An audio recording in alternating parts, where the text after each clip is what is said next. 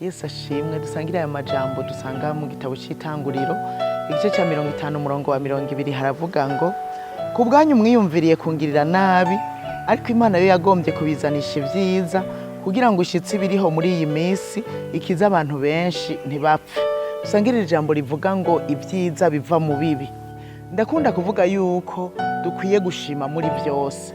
Kanatsinda ni Imana itugomba ko muri Kristo Yesu nkuko Paulo yavyandikiye abitesalonika arababwira ngo mwame mukenguruka muri byose kuko icyari Imana ibagomba ko muri Kristo Yesu. Cuti mwene data wa muri ubushima muri byose. Ibi biriko birakuba kuno munsi birashobora kuba biriko bigutegurira ivyiza byo muri kazoza.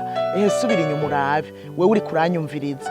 Ibyo urimwe uno munsi ushobora gusanga byavuye mu bibi byinshi wagiye uracamwo ariko birakuduza bigushikana ku vyiza urimwe uno munsi. Igituma mvuga ngo ko dukwiye gushima nuko iyo udashimye uridodomba ugatukana ugasanga upfuze nabi, kandi Imana imaze gukora igitangaza naho ushobora kumaramara ugakogwa n'isoni uko wavuze nabi. Si ivyo gusa, uvuze nabi uzosanga wavuye mu mugambi w'Imana. Ibyabaye kuri Yosefu bitubera akarorero.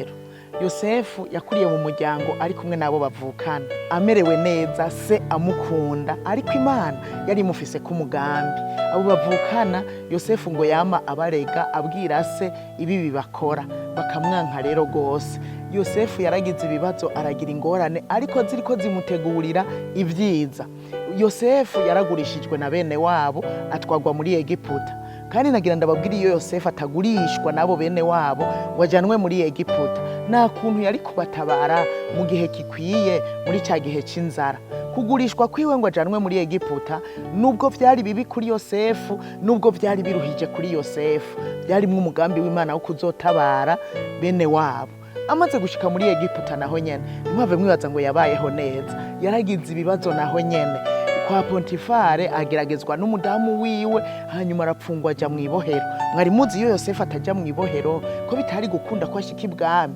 Ivyo byose ni bibi Yosefu yari karacamwo, ariko kandi ari byo byamudugije bikamushitsa ibwami, akageraho aza gufasha bene wabo mu nzara mu kigoyi barimwo, baratabagwa ntibapfa nkuko Bibiliya yabitubwiye. Nubwo ibyo byose byabaye ntiyigeze atuka bene wabo, ntiyigeze yifata nabi ngo avuge ngo noneho ndahemukiwe nabo tuvugana ngo ntacyo ncera, niko abantu benshi bakunda kuvuga. Yosefu yagumye yifata neza, guma yubaha Imana.